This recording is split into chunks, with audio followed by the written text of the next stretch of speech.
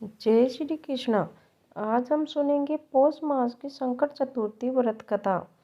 पौष मास में चतुर्थी का व्रत कर रहे व्रतधारियों को दोनों हाथों में पुष्प लेकर श्री गणेश जी का ध्यान तथा पूजन करने के पश्चात पौष गणेश चतुर्थी की कथा अवश्य सुननी और पढ़नी चाहिए। इस दिन श्री गणेश जी के दर्शन और व्रत करने का बहुत महत्व है। अब हम पढ़ेंगे गणेश जी की चतुर्थी की व्रत कथा। पौष गणेश चतुर्थ व्रत कथा के अनुसार एक समय रावण ने स्वर्ग के सभी देवताओं को जीत लिया। वह संध्या करते हुए बाली को पीछे से जाकर पकड़ लिया। बलशाली बाली रावण को अपनी कांख में दबाए हुए आकाश मार्ग द्वारा किष्किंधापुरी में आया और उस बंदी रावण को अपने पुत्र अंगद के लेखिलोने के रूप में दे दिया। रावण के गले में रस्सी बांधकर अंगद ने उसे नगर में घुमाना शुरू कर दिया। विश्व विजयी रावण की ऐसी हालत देखकर सभी नगरवासियों ने अट्टहास किया। जनता कहने लगी, अरे देखो तो सही, यह विश्व विजेता रावण आज राजकुमार द्वारा सड़कों पर घुमाया जा रहा है। पूर्ववासियों की बात से रावण बहुत लज्जित होकर उपवास होने लेने लगा। उसका धर्म चूर हो गया। उसने अपने नाना पुलस्त्य मुनि का स्मरण किया। अपने नाती की दीन पुकार से मुनि को आश्चर्य हुआ कि उसने नाती की ऐसी दशा क्यों कर रही हुई है।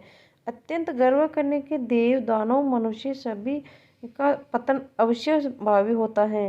रावण के समीप आकर मुनि ने पूछा कि तुमने मुझे क्यों याद किया है। रावण ने कहा, हे नाना जी, देवताओं को जीतने के कारण गर्व करने से मेरी यह दुर्गति हुई है। मैंने संध्या करते हुए वानर राज को देखा। पश्चिमी महासागर के तट पर मैंने उसे पीछे से पकड़ने की चेष्टा की, परंतु मैं ही उसके द्वारा पकड़ लिया गया। मुझे उसने यहाँ लाकर गले में रस्सी बांधकर अपने लड़के को खेलने के लिए दे दिया। इस दुर्गति को देखकर नगरवासी मेरी हंसी उड़ाते हैं। हे देव, इसी चिंता में मैं व्याकुल रहता हूँ। रस्सी में बंधे रहने के कारण मैं अशक्त हो गया हूँ। हे नाथ, अब मैं क्या करूँ।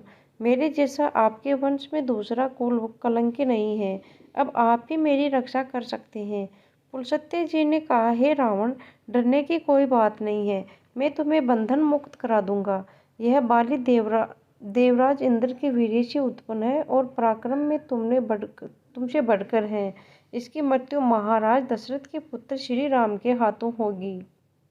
हे राक्षस राज, यदि तुम बलि के बंधन से छूटना चाहते हो तो मेरी बात मानकर संकटनाशक गणेश जी का व्रत करो। प्राचीन काल में वृत्तासुर की हत्या के प्रायश्चित स्वरूप इंद्र ने इस व्रत को किया था, अतः तुम भी इसी संकटनाशक व्रत को करो। बहुत शीघ्र ही तुम्हारा क्लेश दूर होगा। इस प्रकार आदेश देकर ब्रह्मऋषि वन में चले गए और इधर रावण ने व्रत का अनुष्ठान किया। हे देवी, इस व्रत के प्रभाव से रावण तत्काल ही बंधन रहित हो गया और सुखपूर्वक अपना राज्य करने लगा। भगवान कृष्ण कहते हैं कि हे युधिष्ठिर, आप भी इस व्रत को कीजिए। इस व्रत के प्रभाव से संसार में समस्त शत्रुओं का संहार करके आप अपने उत्तम राज्य को प्राप्त करेंगे। कृष्ण जी की बात सुनकर युधिष्ठिर ने विधि पूर्वक पौष कृष्ण चतुर्थी व्रत किया और इसी व्रत के प्रभाव से उन्होंने अपने राज्य को पुनः प्राप्त कर लिया। ये थी आज की कहानी। आपको पसंद आई होगी। अगर पसंद आई है तो वीडियो को लाइक करें और चैनल पर नए हो तो चैनल को सब्सक्राइब जरूर कर लें।